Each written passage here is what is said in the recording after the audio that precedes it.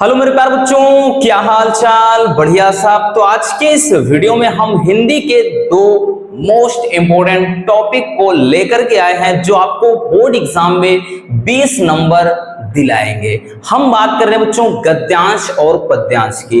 तो आज के इस वीडियो में हम एक ऐसे गद्यांश और एक ऐसे पद्यांश को देखने वाले हैं जिसके 2024 बोर्ड एग्जाम में पूछे जाने की संभावना रसगुल्लों 99% है ना। तो चलिए देख लेते हैं ये कौन से आपके दो महत्वपूर्ण गद्यांश और पद्यांश है जो आपको हर हाल में देख करके जाना है। चलिए शुरू करते हैं। तो आज के इस वीडियो में बच्चों हम देखेंगे गद्यांश को भी और पद्यांश को भी। आपको पता है बच्चों ये टॉपिक भी आपका बोर्ड एग्जाम में 10 नंबर आपको दे करके जाएगा और पद्यांश भी बच्चों आपको 10 नंबर दे करके जाएगा, ठीक है ना। इसलिए बच्चों इन टॉपिक पर हमें ज्यादा वक्त बिताना चाहिए। चलिए देख लेते हैं। सबसे पहले इस वाले आप पद्यांश को बहुत ही ध्यान से देख लीजिए। 100% रसगुल्लों देखना होगा, वो इसलिए क्योंकि आपको 2024 में ये जरूर दिखाई पड़ेगा। इसका कारण है बच्चों, देखिए 2023 में ये वाला गद्यांश किसी भी सेट में नहीं पूछा गया, इसलिए क्योंकि सेट बहुत ज्यादा बने थे। हिंदी में सबसे ज्यादा 10 से भी ज्यादा सेट बने थे, लेकिन किसी में ये दिखाई नहीं पड़ा था। भाई में भी हो सकता है एक आध में हमने गौर नहीं किया, हो सकता है आया हो, लेकिन जहां तक हमारा मानना है बच्चों किसी सेट में नहीं आया था। लेकिन उसके पहले अगर हम बात करें बच्चों, उसके पहले भी ये 2020 में भी 2 सेट में आया था। उसके बाद हम 19 की बात कर ले बच्चों, ज्यादा पीछे नहीं जाएंगे। 19 में भी ये 2 से मतलब लगभग 3 सेट में आया था और 21 में भी बच्चों ये 1-2 सेट में पूछा था और उसके बाद 22 में भी ये 2 सेट में पूछा था। तो भाई 2023 में इसको क्या है गायब कर दिया गया, यानी 2023 इसका खाली गया। इसलिए बच्चों ये और भी ज्यादा इंपॉर्टेंट है। चलिए क्योंकि क्वेश्चन उठाता ही ऐसे है, अब की बार जिसको पिक किया है ज्यादा अगली बार छोड़ देगा, फिर उसको अगली बार उठा के रख देगा, ठीक। चलिए देख लेते हैं। तो यहां से ध्यान से समझिएगा बच्चों। चलिए क्वेश्चन क्या कह रहा है। क्वेश्चन आपका यह है बच्चों कि दिए गए गद्यांश पर आधारित निम्नलिखित प्रश्नों का उत्तर दीजिए। एक गद्यांश होगा, उसको आपको ध्यान से पढ़ना है और उस पर आधारित ये आपके 5 प्रश्न दिए जाएंगे और इन 5 का जो उत्तर आपको देना है बच्चों इसी में से देना है, यानी आपको ज्यादा मेहनत भी नहीं करना बच्चों, बस आपको ये अच्छे से एक बार पढ़ लेना है। आपको अगर चैप्टर का नाम भी नहीं पता, हमने पहले ही बताया है 2 ही नंबर कटेगा, बाकी भाई 8 नंबर वैसे भी श्योर है इसमें, ठीक। चलिए पढ़ लेते हैं एक बार। कह रहा है कि जन का प्रवाह अनंत होता है, जन का प्रवाह अनंत होता है और सहस्त्रों वर्षों से भूमि के साथ राष्ट्रीय जन ने कह रहा तादात्म्य प्राप्त किया है। जब तक सूर्य की रश्मियां नित्य प्रातः काल भुवन को अमृत से भर देती हैं, तब तक राष्ट्रीय जन का जीवन भी अमर है। इतिहास के अनेक उतार चढ़ाव पार करने के बाद भी राष्ट्र निवासी जन नई उठती लहरों से आगे बढ़ाने के लिए अजर अमर है। जन का संतत वाही जीवन नदी के प्रवाह की तरह है, जिसमें कर्म और श्रम के द्वारा उत्थान के अनेक कह रहा है घाटों का निर्माण करना होता है, ठीक। अनेक घाटों का निर्माण करना होता है। ये आपका एक गद्यांश है। अब बच्चों आपको इन प्रश्नों के उत्तर देना है, ठीक, और ये उत्तर आपको मिलेंगे इसी गद्यांश से। इसीलिए कहते हैं कि सबसे पहले आप गद्यांश को अच्छे से पढ़िए और उस पर आधारित प्रश्नों का उत्तर दीजिए, है ना। चलिए शुरू करते हैं माता रानी का नाम लेकर के। पहला क्वेश्चन है कि जन का प्रवाह किस तरह होता है, ठीक। जन का प्रवाह किस तरह होता है, आप इसमें देखिएगा भी सबसे ऊपर ही लाइन है कि जन का प्रवाह अनंत होता है। ठीक, तो आंसर मिल गया बच्चों। इसका उत्तर हम लिखेंगे कि जन का प्रवाह अनंत होता है। ठीक, अनंत होता है। ठीक है, मिल गया। दूसरा क्या कह रहा है कि दिए गए गद्यांश का शीर्षक एवं लेखक का नाम लिखना। हमने बोला ना आपको इतना नहीं लिखना कि प्रस्तुत गद्यांश हमारी पाठ्य पुस्तक सामान्य हिंदी के फलाना चैप्टर से लिया गया है, इसके रचनाकार मतलब इसके लेखक ये हैं वो है। अरे इतना लिखना का काम मतलब है रसगुल्लों, केवल इतना लिखिए। क्या लिखेंगे भी, हमारा जो लिखने का तरीका होना चाहिए, सबसे पहले हम लिखेंगे, देखिए बच्चों इसमें शीर्षक की बात कर रहा है और लेखक, तो हम ऐसे लिखेंगे एक बार शीर्षक। ठीक, और यहां शीर्षक हो जाएगा और यहां पर ऐसे लिख देंगे लेखक। ठीक, तो ये इस तरह से आपको लिखना है। तो शीर्षक में हम लिख देते हैं भाई चैप्टर का नाम क्या है, तो भाई ये पहला ही चैप्टर है राष्ट्र का स्वरूप। ठीक, पहला ही चैप्टर है बच्चों राष्ट्र। देखिए हर जगह राष्ट्र राष्ट्र शब्द आया है, तो राष्ट्र का स्वरूप ये चैप्टर है आपका, राष्ट्र का स्वरूप। और इसके लेखक कौन है, वासुदेव शरण अग्रवाल जी हैं। ठीक है ना, यहां पर लिख देते हैं भाई ऊपर, कौन है बच्चों, वासुदेव शरण अग्रवाल, वासुदेव शरण अग्रवाल। ठीक, अग्रवाल जी हैं, तो वासुदेव शरण अग्रवाल जी इसके लेखक हैं। ये आपका कंप्लीट हो गया। ठीक, आपको संदर्भ प्रसंग ये इतना लिखने का काम मतलब है कुछ नहीं। अगला क्वेश्चन, रेखांकित अंश की व्याख्या कीजिए। तो भाई ये जिस पर अंडरलाइन है बच्चों, जिस पर रेखा खींची हुई है, इसका व्याख्या करना है। अब देखिए इसकी व्याख्या हम कैसे करेंगे, इसको ध्यान से समझना, अपने शब्दों में लिखना होता है। भले बच्चों ये इतना ही है, लेकिन इसका अर्थ अगर हम लिखने बैठ जाएंगे ना, थोड़ा भाई अपने शब्दों में बनाएंगे तो ये लंबा होता है। जैसे जन का प्रवाह अनंत होता है, कहने का मतलब ये है बच्चों कि जो लोगों का, जन का प्रवाह अनंत का मतलब आना जाना हमेशा लगा रहेगा। एक गाना आपने सुना होगा ना कि आना जाना लगा रहेगा, सुख आएगा दुख जाएगा, करेगा जो भी भलाई के काम उसका ही नाम रह जाएगा। आप लोग को भी भलाई करना चाहिए, है ना। ये गाना है भाई, आना जाना लगा रहेगा, यानी जन का प्रवाह अनंत होता है। अब इसका मतलब हम यही लिखेंगे बच्चों कि सैकड़ों वर्षों से, अब जरूरी नहीं कि ये लाइन इतना है तो हम आगे का नहीं लिखेंगे, नो, ऐसा गलत है। ठीक, किताब में आपको यही तक नहीं और भी एक दो लाइन खींच देगा, ठीक है ना, और भी एक दो लाइन खींच देगा, किसी में केवल इतना खींचेगा, किसी में 3 लाइन। लेकिन इसका अर्थ आपको समझना है कि जन का प्रवाह अनंत होता है, अर्थात लिखेंगे बच्चों कि सैकड़ों वर्षों से, कह रहा है कि भूमि के साथ राष्ट्रीय जन, यानी सैकड़ों वर्षों से भूमि के साथ लोगों का गहरा संबंध है। आगे लिखेंगे कि जब तक सूर्य की किरणें इस धरती पर पड़ती रहेंगी तब तक लोगों के का जो मतलब जो राष्ट्रीय जन है, यानी लोगों का जीवन भी क्या है, वो अमर रहेगा। ठीक, इस तरह से लिखना है। लोग अमर नहीं रहेंगे, कहने का मतलब भाई लोग तो हमेशा भाई मरते रहेंगे, लेकिन इस धरती पे लगातार लोगों का आना जाना लगा रहेगा। बात समझ में आई। किस तरह से व्याख्या में लिखना है कि जन का प्रवाह अनंत होता है, सैकड़ों वर्षों से लोगों का पृथ्वी के साथ गहरा संबंध है, अर्थात जब तक सूर्य की किरणें इस पृथ्वी पर पड़ती रहेंगी तब तक लोगों का जीवन ऐसे ही अमर रहेगा। ये आपको व्याख्या में लिखना है। अगला क्वेश्चन कि सूर्य की रश्मियों का क्या प्रभाव पड़ता है, सूर्य की रश्मियों का क्या प्रभाव पड़ता है, गौर से समझिएगा रसगुल्लों। इसमें कहा है कि जब तक सूर्य की रश्मियां नित्य प्रातः काल भुवन को अमृत से भर देती हैं, तब तक मिल गया भाई, तब तक राष्ट्रीय जन का जीवन भी अमर है। ठीक है ना, राष्ट्रीय जन का जीवन भी अमर है। तो यहां पर लिखेंगे क्या बच्चों, लिखेंगे सूर्य की रश्मियों का, सूर्य की रश्मियों का प्रभाव यह है कि इससे राष्ट्रीय जन का, इससे राष्ट्रीय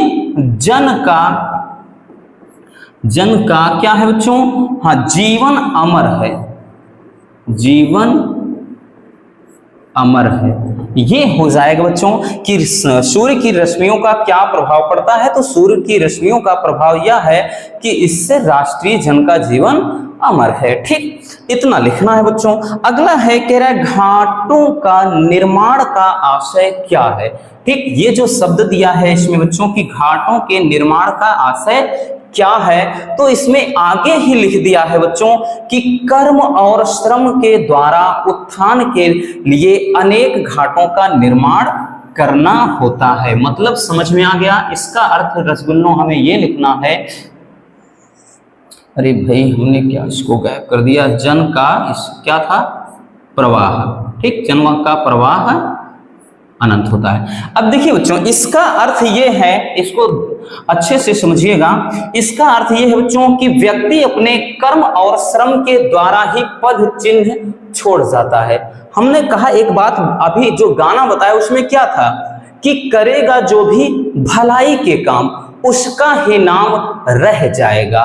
मतलब यह है बच्चों कि जो व्यक्ति अच्छे कर्म करेगा, अपने अच्छे कर्मों के द्वारा ही वो जाना जाएगा। भले वो मर जाएगा लेकिन दुनिया में हमेशा जाना जाएगा। सपोज दैट अगर हमें कुछ हो गया, मान लेते हैं हम भी दुनिया से अलविदा हो गए, तो आप लोग क्या करेंगे भाई? अगर हमारे अंदर कुछ अच्छाई होगी तो आप याद करेंगे ना, बोलेंगे यार मोनू सर बहुत अच्छे थे, पढ़ाते थे हमको, बहुत बढ़िया पढ़ाते थे, ऐसे बोलेंगे ना।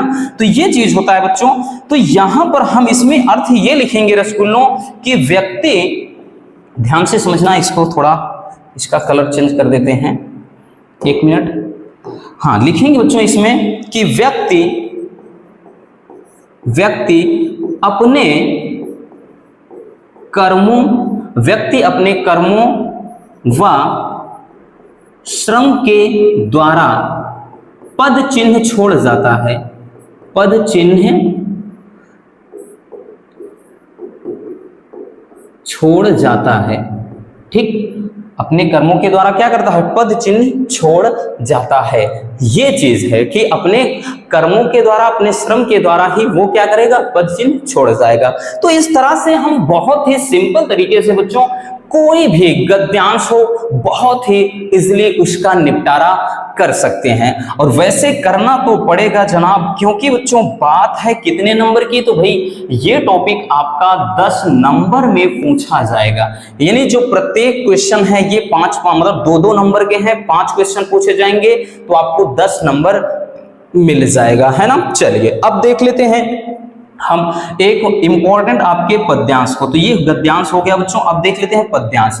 अब देखिए पद्यांश भी एक प्यारा सा है, ठीक, ये भी काफी ज्यादा इंपॉर्टेंट है, इसलिए हमने इसको पिक किया है। ये भी बच्चों आपको बोर्ड एग्जाम में 10 नंबर दे करके जाएगा और बार बार रिपीट होने वाला एक पद्यांश है जो हर साल बोर्ड एग्जाम में हर एक सेट में तुम नहीं भाई, लेकिन हाँ 2 से 3 सेट में या 1-2 सेट में तो दिखाई पड़ेगा ही। ठीक, बहुत ही प्यारा सा है। चलिए इसको देख लेते हैं। तो इसमें भी क्या करना है? दिए गए पद्यांश पर आधारित निम्नलिखित प्रश्नों का उत्तर देना है। ठीक, आपका ये बच्चों क्या है? एक इसमें संबंधित प्रश्न है और इस इस पद्यांश पर आधारित प्रश्न है। ठीक, चलिए देख लेते हैं। इसको पढ़ना है पहले अच्छे से कि कौन हो तुम बसंत के दूत, विरस पतझड़ में अति सुकुमार, और घन तिमिर में चपला की रेख, तपन में शीतल मंद बयार, लगा कहने आगंतुक व्यक्ति, मिटाता उत्कंठा सा विशेष, दे रहा हो कोकिल सानंद, सुमन को ज्यों मधुमय संदेश। सुमन का लिख उठा क्या भाई? सुमन को, ठीक, ये के को नहीं रहेगा, सुमन को ज्यों मधुमय संदेश। ठीक, इतना है। ठीक है ना बच्चों। चलिए अब देख लेते हैं इसको किस तरह से हमको लिखना है। सबसे पहले इसका अर्थ समझ लीजिए। कह रहा है कौन हो तुम बसंत के दूत। यहां पर श्रद्धा और मन के बीच में संवाद हो रहा है, बातचीत हो रही है। मनु एकदम सुनसान जगह पर शांत बैठे होते हैं और श्रद्धा उनके जब पास आती है, भाई दूर से जब वो होते हैं ना कि भाई ऊपर देवों की दुनिया से आई होती हैं, उसके बाद धरती पर देखती हैं कि यार ऐसी जगह पर, ऐसा सुनसान इलाके में कौन इतना मतलब मन मारे बैठा हुआ है, यहाँ पर तो कोई नहीं है, मौसम भी खराब है, ऐसी जगह पर मतलब ऐसे माहौल में कौन बैठा है। आती है उनके पास, तो वहां का संवाद यह है कि कौन हो तुम बसंत के दूत। मनु श्रद्धा से पूछते हैं कि तुम कौन हो। बसंत के दूत, जो एक बसंत के दूत की तरह प्रतीत होती हो, विरस पतझड़ में अति सुकुमार, जो इस विरस का मतलब एकदम नीरस सुनसान, या जिसको बोलते हैं बेजान, एकदम विरस यानी नीरस पतझड़ में भी तुम इतनी सुकुमार प्रतीत हो रही हो, इतनी कोमल प्रतीत हो रही हो, तुम कौन हो।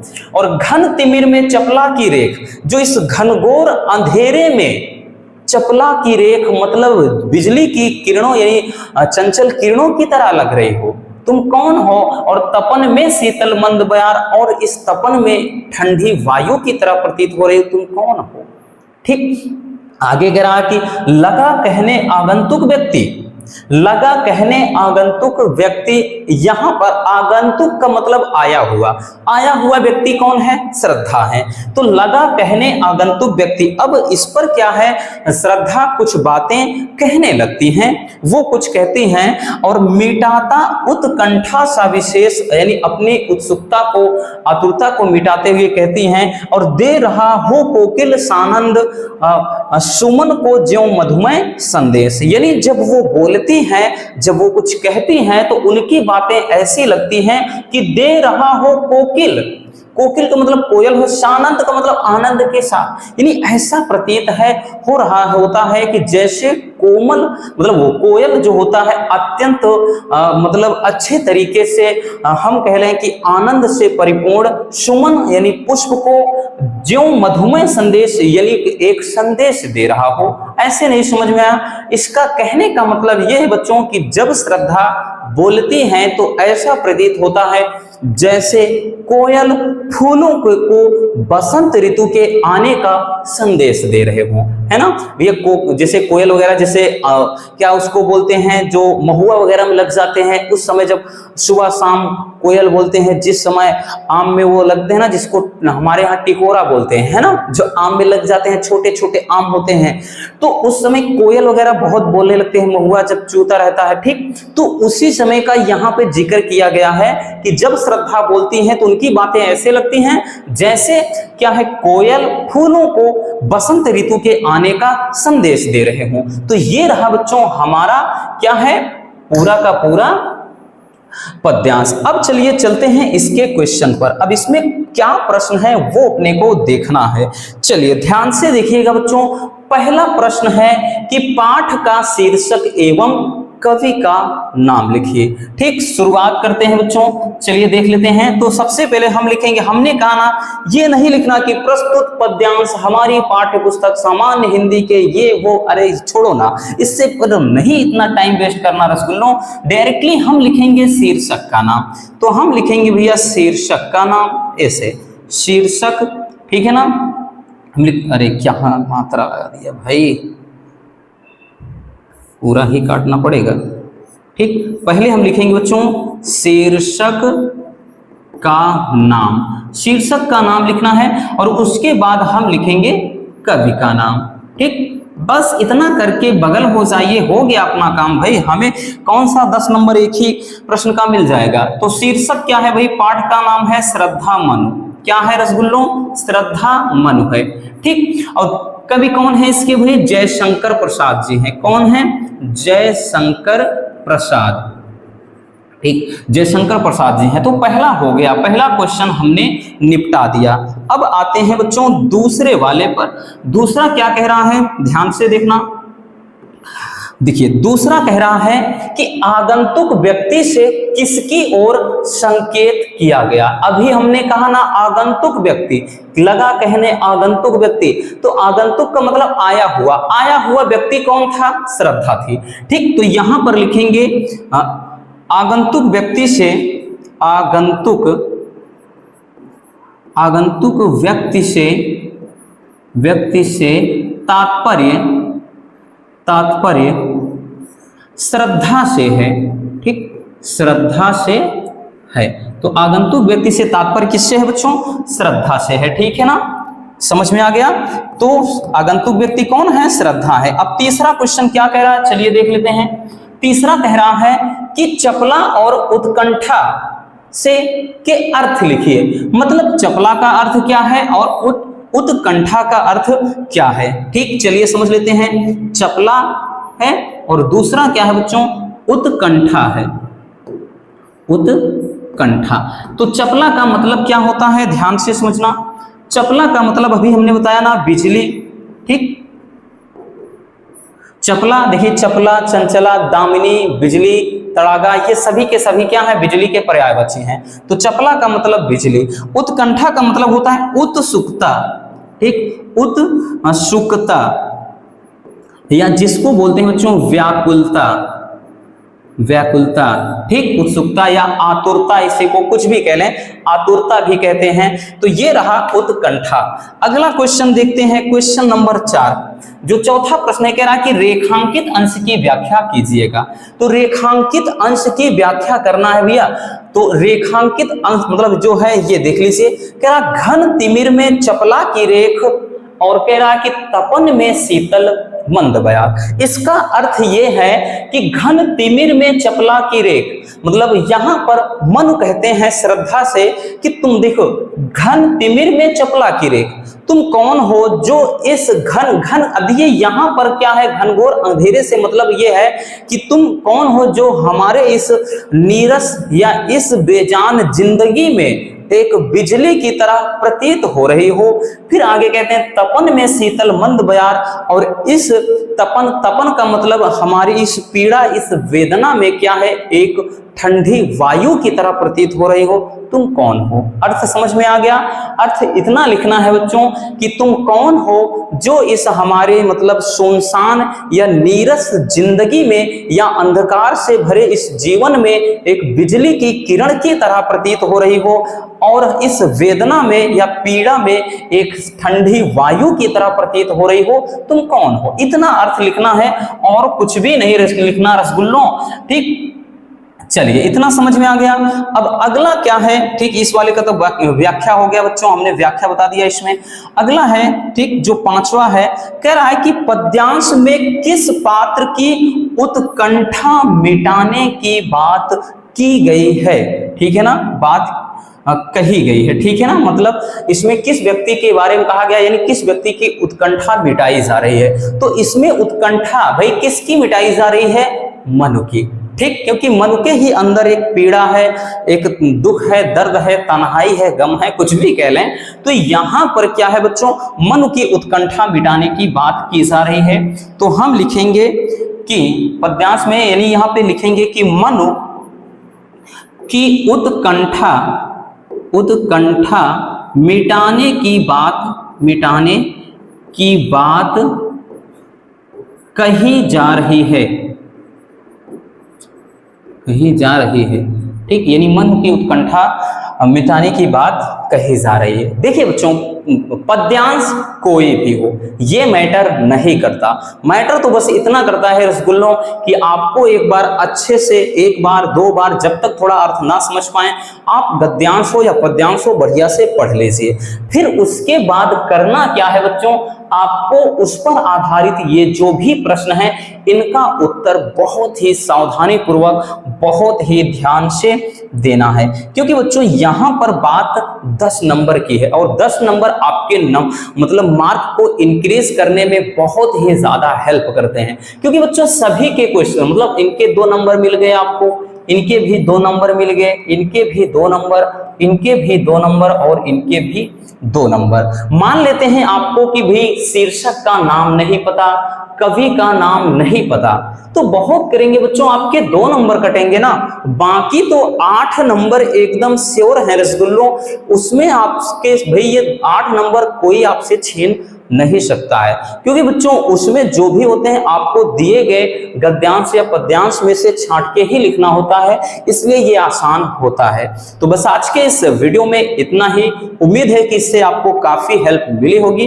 तो मिलते हैं किसी और ऐसे मजेदार वीडियो के साथ। वीडियो पसंद आई हो तो प्यार से एक लाइक कर देना और एक प्यारा सा कमेंट बॉक्स में छोड़ देना। Love you, bye bye, take care.